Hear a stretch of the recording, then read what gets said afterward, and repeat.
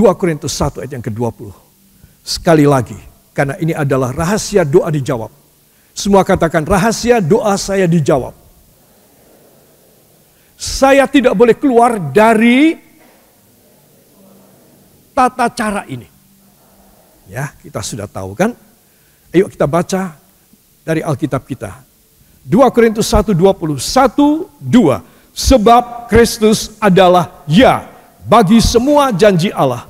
Itulah sebabnya oleh Dia kita mengatakan amin untuk memuliakan Allah, ya. Tetapi ini tidak memberitahu rahasianya kita bisa dapat. Walau Tuhan sudah berkata ya, belum tentu kita berkata amin bisa dapat. Makanya saya mengulik dari terjemahan New Translation by Moffat, ya saudara, yaitu for in him is the yes that affirms all the promises of God. Hence it is through him that we affirm our amen. Dan oleh karena kita menegaskan keyakinan kita dengan amen. Nah, ini yang tidak ada dalam bahasa Indonesia, ya. Through him that we affirm our amen in worship to the glory of God. Jadi saya dan saudara harus tahu, para kekasih, walaupun saya bilang amin, Tuhan, hamba ini sudah bilang saben kali amin, tapi nggak terjadi pada hamba. Nah, Tuhan bilang sama saya, bilang sama saudara, ya, supaya kita that we affirm our amen in worship to the glory of God. Supaya kita menegaskan, memastikan kita punya amin. Nggak cuma omong doang, tetapi memastikan kita punya amin. Dipastikan dengan apa? In worship, dalam penyembahan. Dalam penyembahan untuk apa? To the glory of God, untuk kemuliaan Tuhan.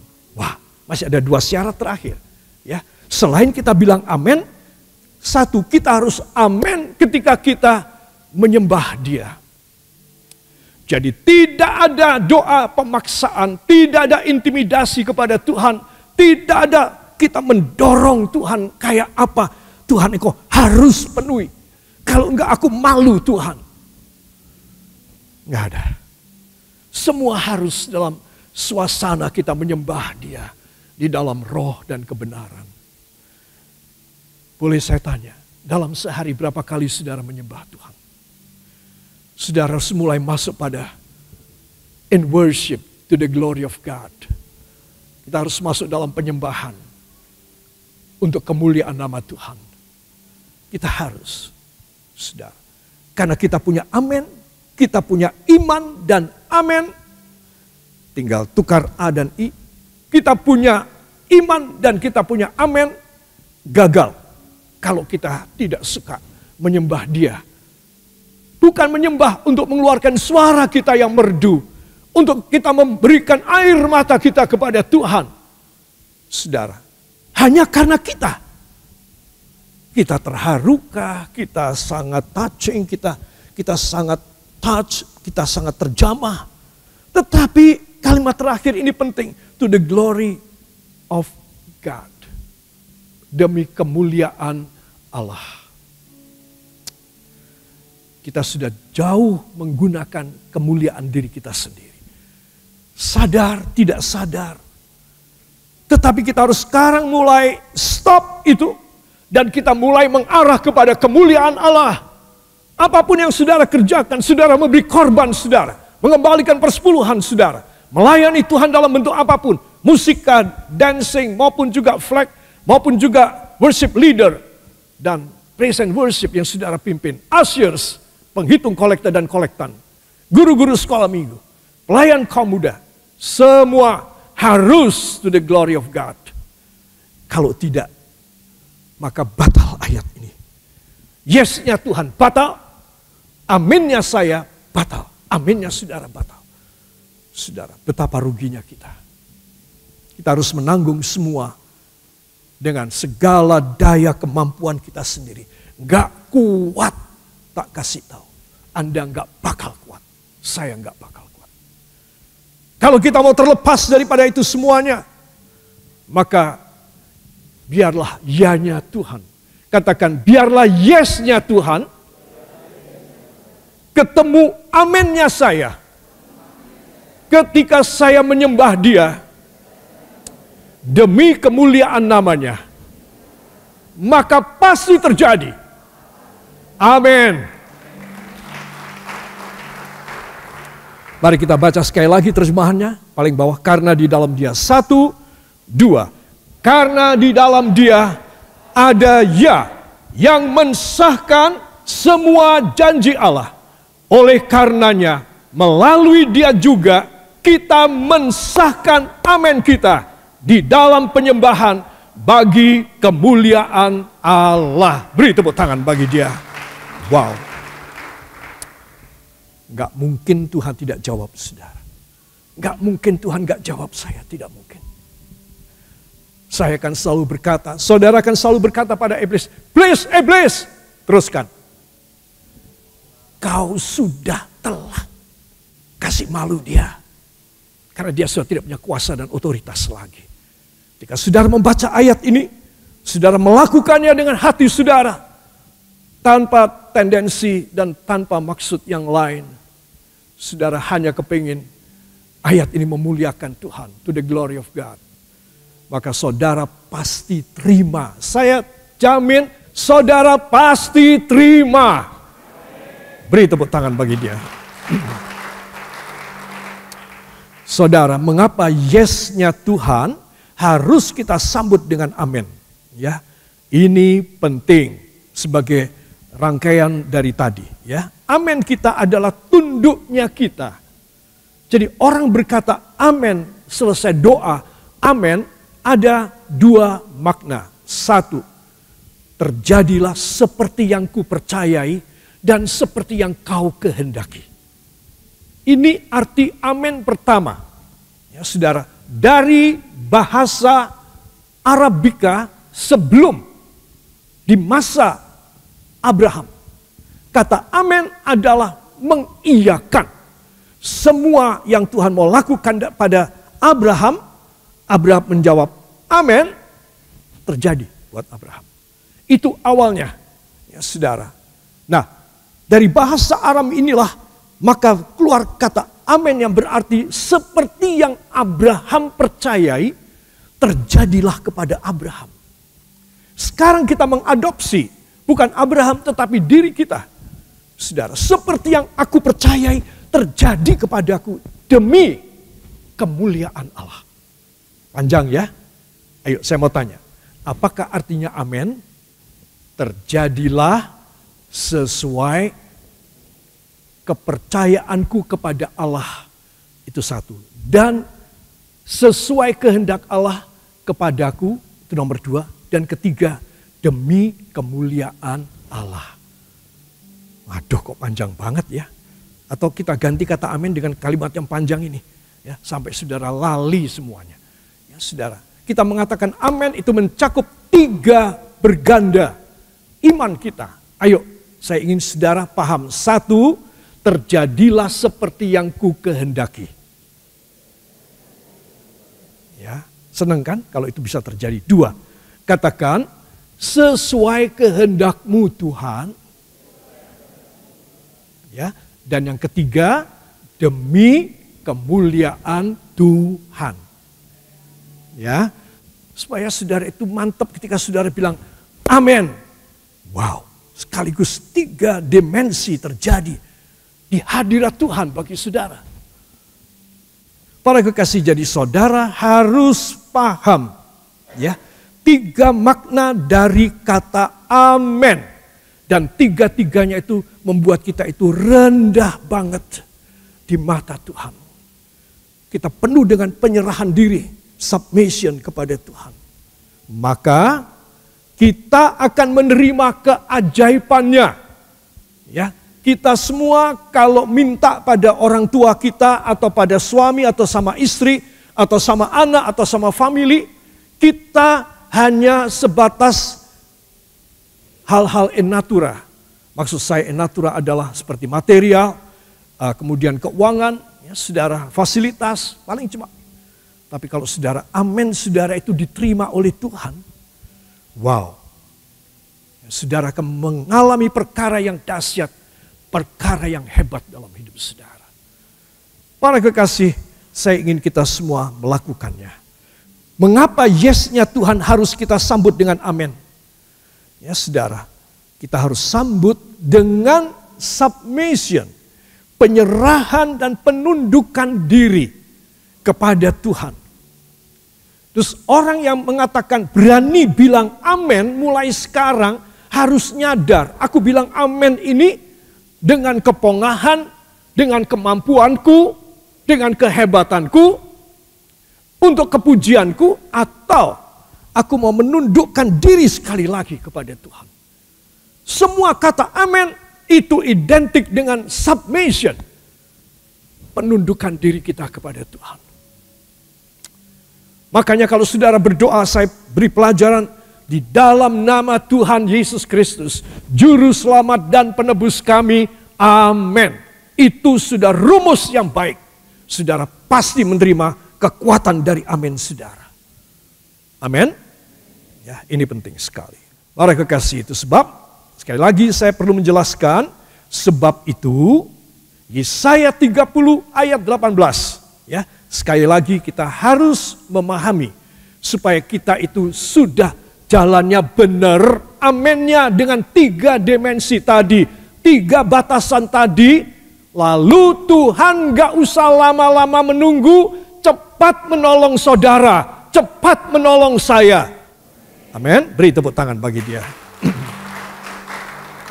Mari kita akan baca 1, 2. Sebab itu Tuhan menanti-nantikan saatnya, hendak menunjukkan kasih-Nya kepada kamu. Sebab itu Ia bangkit, hendak menyayangi kamu. Sebab Tuhan adalah Allah yang adil. Berbahagialah semua orang yang menanti-nantikan Dia. Beri tepuk tangan bagi dia. Saya agak heran bahwa perjanjian lama ada ayat begini indah. Ternyata Tuhan itu dari sejak zaman mengusir Adam dan Eva keluar dari Taman Firdaus. Dan Tuhan memasang dua kepala malaikat dengan pedang dari api. Bersilang begini. Di pintu masuk Taman Eden. Dan mereka tidak boleh masuk lagi. Ternyata Tuhan dari sejak itu. Banyak kali dia menunggu, menanti-nantikan saatnya. Hendak menunjukkan kasih-Nya kepada manusia. Zaman dulu sekali, zaman kitab Kejadian, saudara. Ternyata Tuhan itu menunggu. Kenapa Tuhan menunggu? Karena dia sudah memalang itu Taman Eden dengan pedang berapi. Sehingga tidak ada satu manusia pun berani mendekat dan masuk kembali. Saudara, dan dia tahu dengan cintanya, dia kerasa bahwa manusia semua dalam hukuman. Aku mau berinisiatif merangkul mereka kembali. Aku sudah menutup Taman Eden. Aku berinisiatif merangkul mereka kembali. Itu sebab ada kata-kata, sebab itu Tuhan menanti-nantikan saatnya. Hendak menunjukkan kasih-Nya kepada kamu. Saudara. Dan itu sebabnya kalau saya sangat kroso, sangat aware, sangat merasa bahwa saya itu ditunggu-tunggu oleh Tuhan. Maka saya harus cepat bertindak. Saya harus datang. Dia bangkit untuk menyayangi saya. Saya harus juga melihat reaksi Tuhan bangkit dari duduk mendatangi saya. Maka saya juga yang menanti-nantikan dia. Masa orang bersalah, masa bawahan mau membuat satu aksi lebih dulu, membuat sesuatu inisiatif lebih dulu, mendatangi yang maha kuasa, mendatangi atasannya. Orang yang lemah ini, orang yang hina ini cuma menunggu kapan aku ditimbali, kapan aku diundang, baru aku berani bereaksi. Itu sebab Tuhan berkata, Aku menanti-nantikan saatnya hendak menunjukkan kasihku kepada kamu. Sebab itu aku bangkit sekarang. Aku sudah duduk menunggu terlalu lama. Aku sekarang akan berdiri dan menuju kamu. Nah, itulah saatnya, timingnya yang tepat. Ketika dia bangkit hendak menolong saya, mendatangi saya harus segera lari kepadanya. Saudara harus tubruk dia secepatnya. Itulah saatnya di mana saudara dan saya boleh menerima pertolongan. Itu seperti dikatakan, berbahagialah semua orang yang menanti-nantikan dia. Beri tepuk tangan bagi Tuhan. Saudara, dan ini adalah satu hal yang penting sekali di dalam hidup kita. Para kekasih, di dalam Ayub pasal yang ke-36 ayat 11, perlu saya menyambungnya seperti 3 gerbong. Tadi yang pertama kita sudah pelajari, ya saudara. Kemudian yang kedua dan sekarang yang ketiga. Berhasil dan mujur. Di Jogja minggu kemarin saya menegaskan dan memberitahukan tentang hal ini. Dan aneh ajaibnya, ini ditulis sebagai kitab pertama dari karya Musa. Sudah tentu dengan inspirasi Roh Kudus. Musa menulis kitab Ayub lebih dulu, baru menulis kitab Kejadian. Ya saudara, mari kita akan baca. Ayub 36 ayat 11, 1, 2. Jikalau mereka mendengar dan takluk, maka mereka hidup mujur sampai akhir hari-hari mereka, dan senang sampai akhir tahun-tahun mereka. Amin. Beri tepuk tangan bagi Tuhan. Ya, saudara, dan saya sudah beberapa kali menjelaskan, dalam Alkitab bahasa Inggris dituliskan agak beda. Di sini kita ingin menarik pelajarannya. Ya, if they obey and serve him, they shall spend their days in prosperity and their years in pleasures. Ya, saudara, terjemahnya kita baca 1, 2. Jika mereka taat dan melayani dia, mereka akan menjalani hari-hari mereka dalam kelimpahan, dan tahun-tahun mereka dalam kesenangan-kesenangan. Amin. Beri tepuk tangan bagi dia. Saya mau tanya, akan menjalani hari-hari dalam kelimpahan. Coba, hari-hari dalam kelimpahan. Bukan rekapitulasi 1 bulan, direkap berapa income, berapa spending, expenditure, baru ketahuan. Tetapi per hari, kalau Tuhan memberkati anak-anaknya per hari, jangan lupa, jangan bilang nanti gimana ya, pada akhir bulan aku baru bisa mereken ini semua, aku bisa mengkalkulasi semuanya, aku bisa rekap. Saya ingin saudara kembali pada janji firman. Kembali kemana? Janji firman. Apa? Setiap minggu, setiap bulan, setiap tahun? Apa? Setiap hari. Apa maksudnya Alkitab mengatakan setiap hari? Supaya saudara dan saya tidak berharap pada awal bulan atau akhir bulan. Saudara, kita berharap setiap hari kemurahan Allah dalam hidup kita. Kita harus merasakan saben hari. Walaupun aku bukan seorang pegawai harian, mungkin saudara seorang bos atau seorang pimpinan, saya tidak tahu. Saudara harus tetap setiap hari diberkati berkelimpahan. Kalau saudara setiap hari, kalau saya setiap hari diberkati berkelimpahan, maka saya dan saudara ini melawan arus besar dari sistem monetary, perdagangan, dan bisnis dunia. Karena tidak ada, saudara, di luaran sana, di dalam ilmu manajemen, bahwa orang itu harus digaji per hari. Tidak ada. Orang akan bilang, orang bisnis modern, manajemen modern, sejak memasuki abad yang ke-19, bisnis modern mulai merebak di seluruh dunia.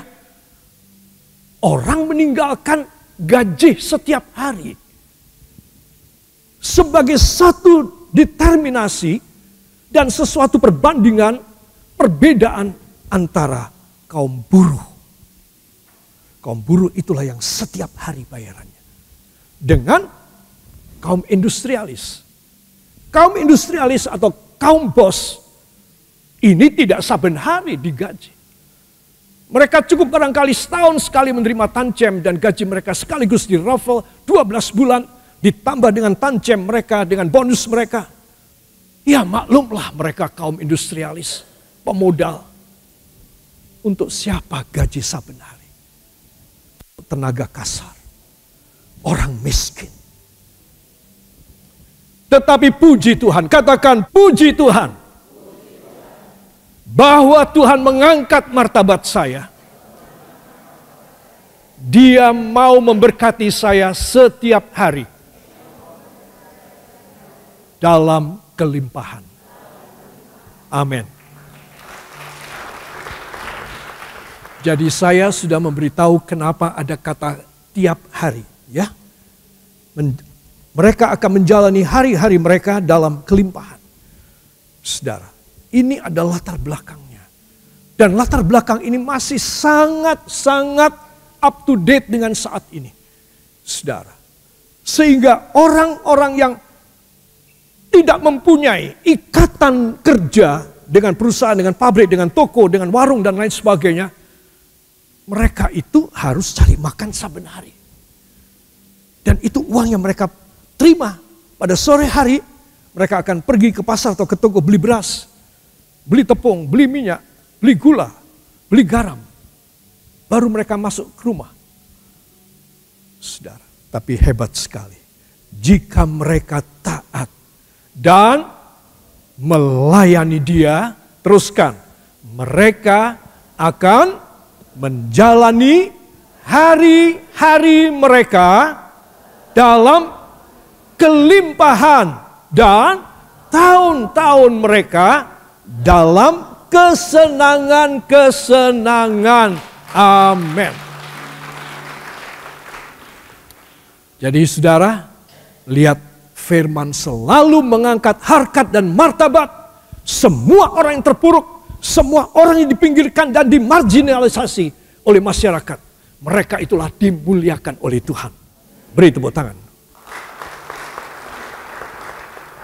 Para kekasih perhatikan. Hebat sekali. Semua katakan, dan hari-hari kelimpahan saya tersebut berakumulasi menjadi 1 tahun. Setahun inilah yang ditabiskan Allah bagi saya sebagai tahun kesenangan. Amin. Kalau namanya setahun itu 365 hari. Ya, saudara, saya mau tanya. Bagaimana kalau 364 hari? Bolehkah disebut setahun? Boleh enggak? Tidak boleh. Jadi apa message dan intisari daripada ayat ini? Itu berarti dalam setahun 365 hari tidak pernah 1 hari pun Tuhan absen untuk tidak memberi kelimpahan kepada saudara. Itu berarti 365 hari, sepenuhnya 365 hari dia memberikan kelimpahan di dalam hidup saudara. Saudara akan berkata kepada iblis apa? Please, iblis, kamu sudah telat. Karena aku sudah dijanji bahwa hari-hariku kelimpahan dan hariku dalam setahun harus 365 hari. Itu berarti tidak ada 1 hari pun di mana Tuhan gagal memberi kelimpahan kepadaku. Iblis, kalau kamu mau mengganggu aku dan membisikin aku, kamu sudah telat. Dasar iblis malas. Jadinya kau telat. tegur gitu sekalian. Ya, itu sebab Anda dan saya jadi anak Tuhan harus sing seneng, sing happy, sing bahagia, sing setia, sing rendah hati, sing kudus, sing tulus, sing tenanan, sing setia. Such kind of lesson to us. Because 1 year consisted of 365 days. Every day God will give us all the prosperity, the abundance of God. If you think that 1 year is 364 days, you cannot say that it is a year or 1 year. No, you can't say that. You must say 365 days, it makes 1 year. And it means that the whole 365 days, God will provide you abundantly. God will give you all the full capacity of God and bless you every day, even though you are only in a low rank, in a low state, and not been yet glorified by any other means in this world. No problem. It's okay. Because God Himself will taking care of you and raise you in all the authority, with all the authority of God, so that you and I can receive every day all the prosperity of God.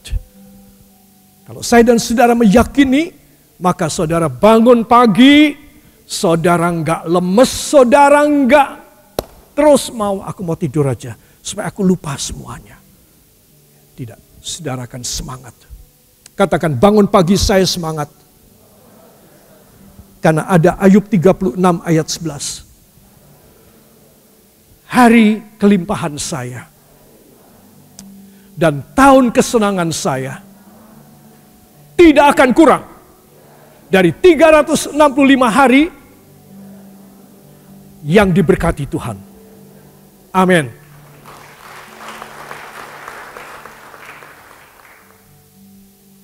Berkat jemaat adalah raport saya. Saudara tahu raport kan? Anak saudara selesai semesteran dapat raport atau laporan dari mereka punya kemajuan pelajaran, hasil ujian ulangan mereka, tengah semester dan semester mereka, itu raport. Berkatnya saudara itu raport saya di hadapan Tuhan.